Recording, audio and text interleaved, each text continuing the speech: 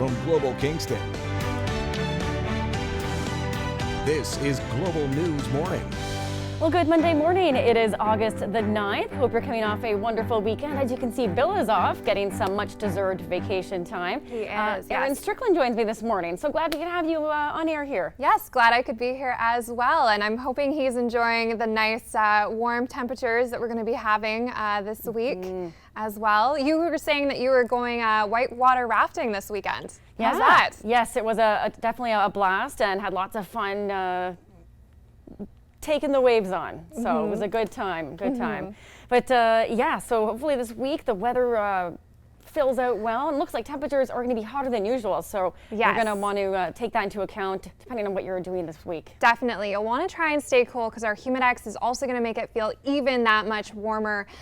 So above average temperatures today, and humidity is going to play a big factor. Today, high of 28 degrees, partly cloudy. We do have a slight chance that we could see some showers as well. And again, that Humidex is going to make it feel more like 38 degrees. Now tomorrow, very similar, a high of 29 degrees, feeling more like 37 with a risk of some thunder showers in the afternoon.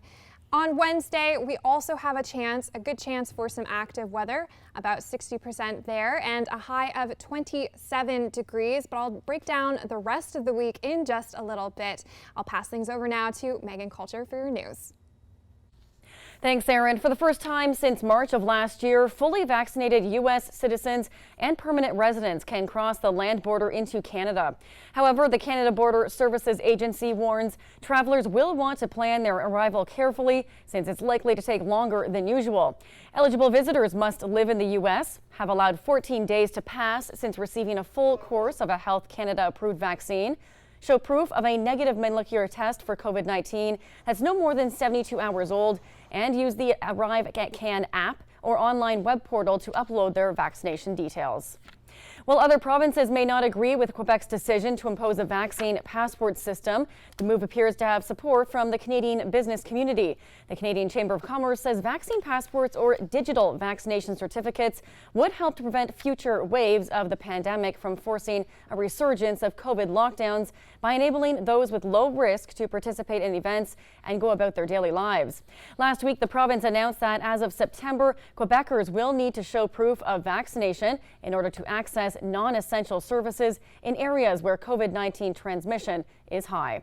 And here's a look at the latest COVID-19 numbers now from across the region. Kingston Area Public Health reported 3 new cases on Friday, a woman aged 18 to 29, another woman in her 30s, and a male aged 10 to 17. Active cases are now at 10. There are no new cases in Leeds, Grenville, Lanark, where there are 3 active cases. In Hastings, Prince Edward, they're reporting a new outbreak, as well as 13 new cases and 2 recoveries. They have 24 active cases heading into the weekend. Meantime, Ontario reported 423 COVID-19 cases on Sunday, marking the largest jump in COVID-19 cases since June 14th, when 447 were reported. 6 new deaths were also announced yesterday. A detached garage burst into flames in Loyalist Township Sunday afternoon. Fire crews were dispatched from Amherstview, Bath, and Odessa stations to fight the flames that ended up totaling 14 rigs.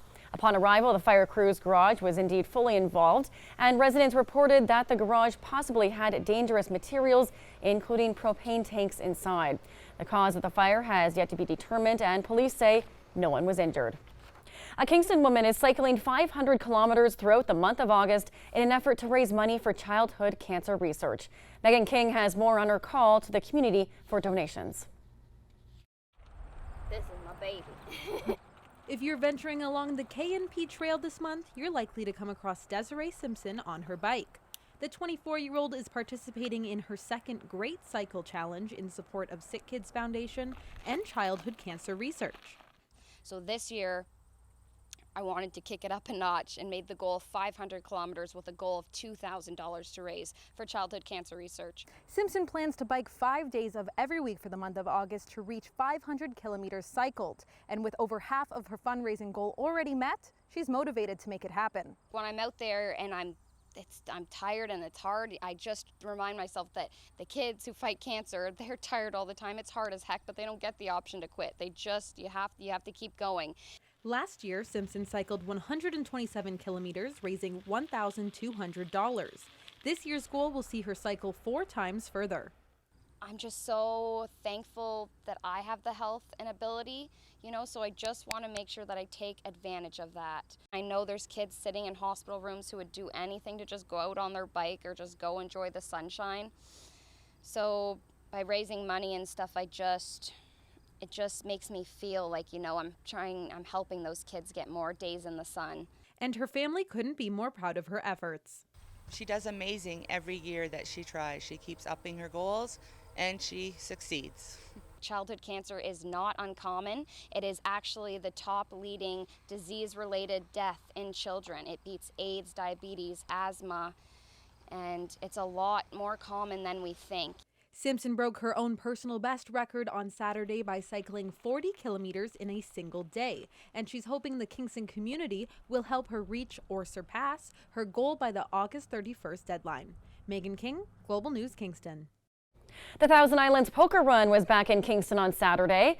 While running differently this year to adhere to COVID safety guidelines, boat lovers were welcome to stop by the Confederation Basin Marina to check out the performance boats. Megan Knott of Tourism Kingston says that this event shows the health and vibrancy of tourism in the region. It won't be as big as we typically see.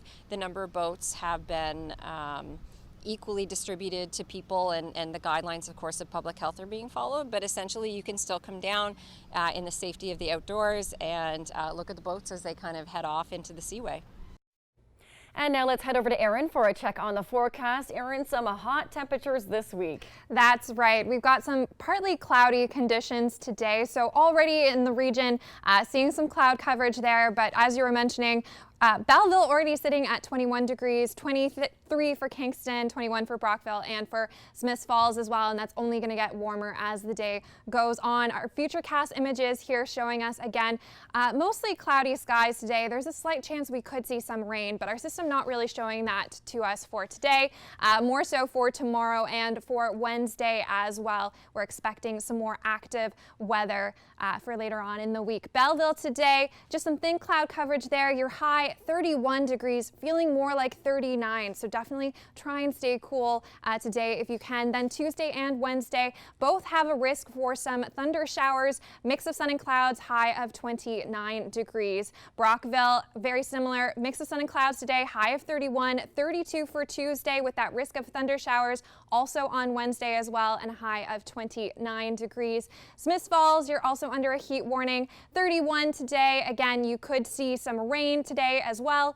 Risk of some thunder showers for your Tuesday, high of 32, 31 for Wednesday, and a mix of sun and clouds. Now, Kingston's 5-day forecast here now showing us that we do have some more active weather, or at least we're expecting that for the rest of the week as well. 28 degrees today, mix of sun and clouds. Now that mix keeps on over the next 5 days with a risk of thunder showers and again above average temperatures. Our average for this time of year is 25 degrees. It's going to be well above that.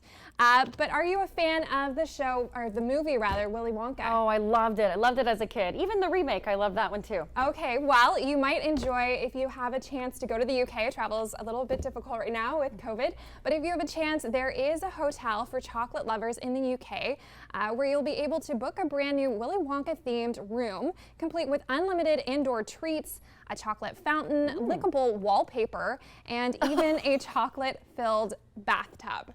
I don't know about the lookable wallpaper. That's a little sketchy. No? Well, how are they? They're gonna have to change it, right? Like you can't have everyone licking the same wallpaper. That's gonna be. It just doesn't seem very sanitary to me, that's all. No, and especially in this day and age with COVID where we're all just a little bit more aware of germs and yeah. Yeah, I don't think I'll be looking at any wallpaper anytime soon, but very interesting. Good idea. Yes, yes. We've got a busy show coming your way today. Here's what's coming up at 7:20. We've got the 7:50 rather, the Dirt with Monica, and then at 8:20, health impacts of wildfires. We'll be speaking with a researcher with Canada. And then at 8:50, we've got some more news and weather for you, what's coming up in Quebec when it comes to their vaccine passports and so much more. We'll see you after the break.